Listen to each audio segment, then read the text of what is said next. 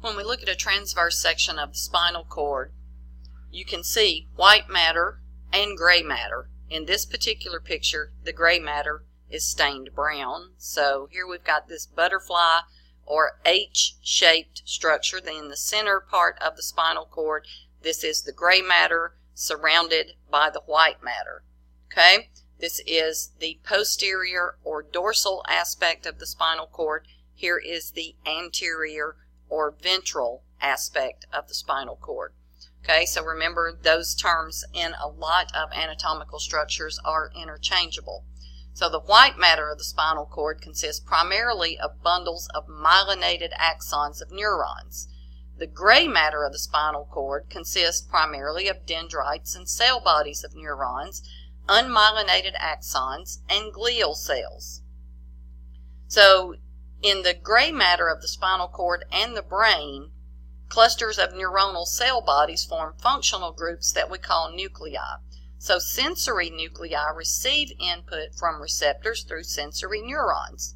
Motor nuclei provide output to effector tissues through motor neurons. So the gray matter on each side of the spinal cord is divided into regions we call horns. So here are posterior or dorsal horns, anterior or ventral horns, and lateral horns to the side. Alright, so the posterior or dorsal horns contain axons of incoming sensory neurons. Now remember, sensory neurons are going to be located in the posterior or dorsal side when we look at the spinal nerves as well. The anterior or ventral gray horns contain motor nuclei, which are clusters of cell bodies of somatic motor neurons that provide impulses, nerve impulses for contraction of the skeletal muscles. And the lateral gray horns contain autonomic motor nuclei, which are clusters of cell bodies of the autonomic motor neurons that are going to regulate the activity of smooth muscle, cardiac muscle, and glands. So when we're looking at these different areas, remember here are the dorsal horns, here are the anterior horns, here are the lateral horns. When we begin to look at the spinal nerves, we'll also see that there are spinal nerves coming from the dorsal or posterior horns, and also to and from the anterior horns. So the dorsal spinal nerves are going to be sensory. Remember, we said that sensory input comes into the posterior area. So we've got those axons of the incoming sensory neurons. So the nerve that comes in here, or the bundle of nerves that we'll see, the spinal nerve, is also going to be sensory. So that's going to be the dorsal root of the spinal nerve. The anterior or ventral root of that spinal nerve is going to have motor neurons in it. So silly memory trick here, your pointy letters, your A, now we're looking at capital letters, A for anterior, V for ventral, both of those are pointy letters, and a uppercase M is also a pointy letter. So anterior, ventral, motor all go together when we're looking at the spinal cord. Your curvy letters, posterior, P is curvy, dorsal, D is curvy, sensory, S is curvy. So all of those go together when we're talking about the spinal cord anatomy as well. So anterior, ventral, motor, dorsal, posterior, sensory. Now when we start talking about these spinal nerves, you'll see that these roots that we're talking about, the dorsal root and the anterior root, now these are going to be outside of the spinal cord, are going to merge together to form a spinal nerve, which of course is going to have both motor and sensory fibers within. The white matter of the spinal cord is also organized into regions. So the white matter we divide into anterior, posterior, and lateral columns. Those columns are sometimes referred to as funiculi. So funiculi is the plural, funiculus is singular.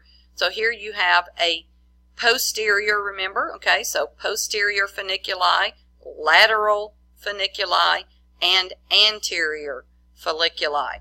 So within these columns there are bundles of axons that have a common origin or destination and carry similar information. So these bundles can extend long distances up or down the spinal cord, and we refer to them as tracts. So tracts are just bundles of axons in the central nervous system. So sensory or ascending tracts consist of axons that conduct nerve impulses toward the brain. Descending motor tracts, of course, are going to consist of axons that carry nerve impulses from the brain.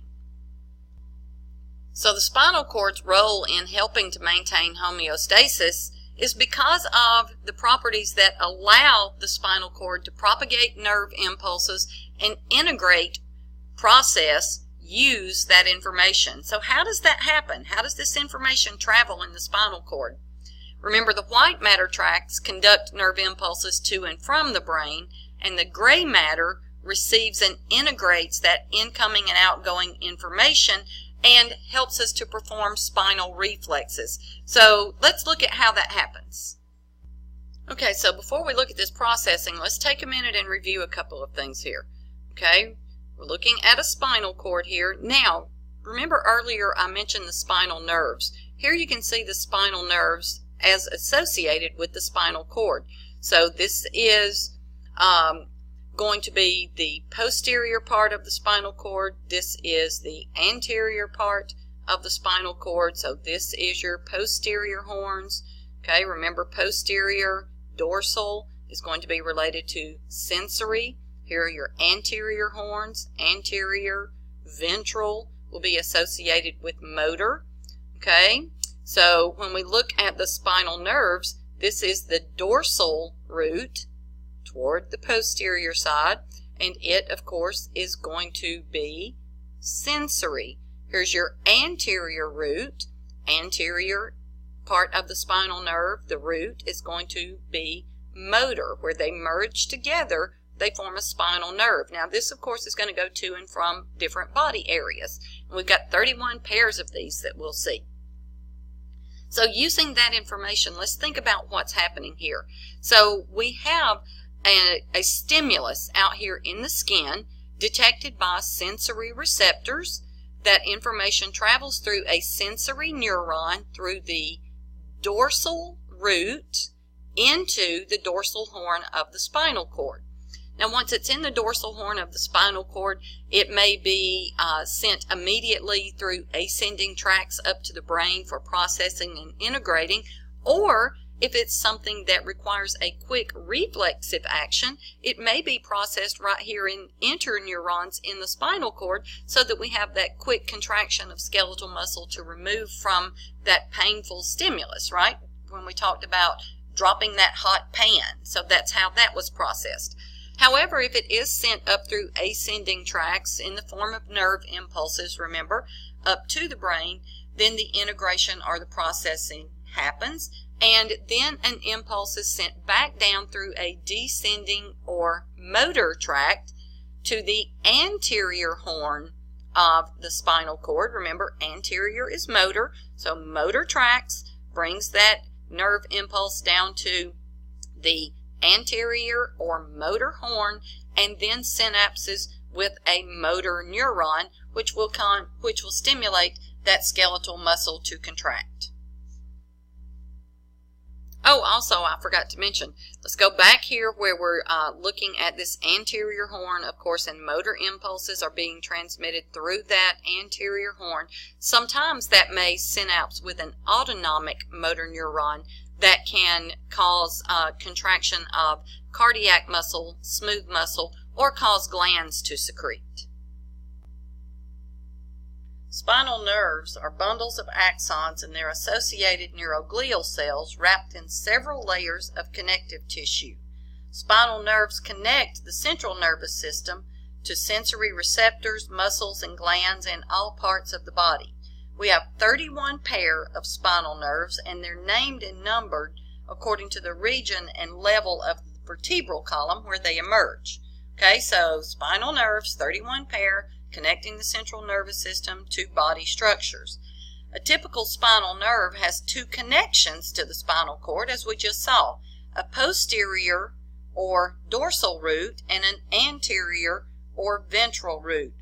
The posterior and anterior roots unite to form what we call a spinal nerve. So it contains both sensory and motor axons. This means that spinal nerves are classified as what we call mixed nerves.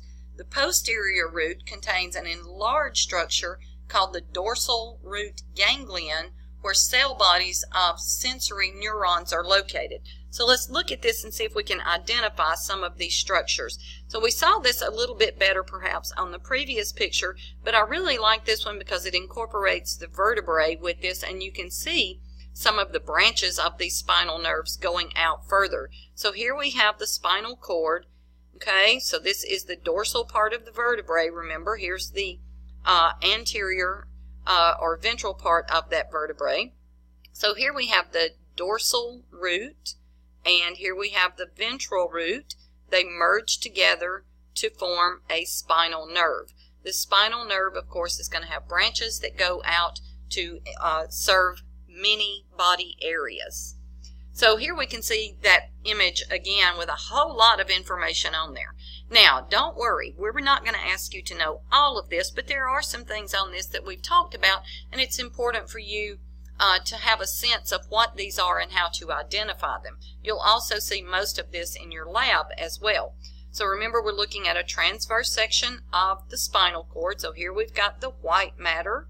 Okay, so this is the posterior part of the spinal cord. This is the anterior part. This is the lateral part. So these are your posterior columns called your posterior funiculi, your lateral funiculi, and your anterior funiculi. Here you've got your posterior gray horns, your lateral gray horns, and your anterior or ventral gray horns.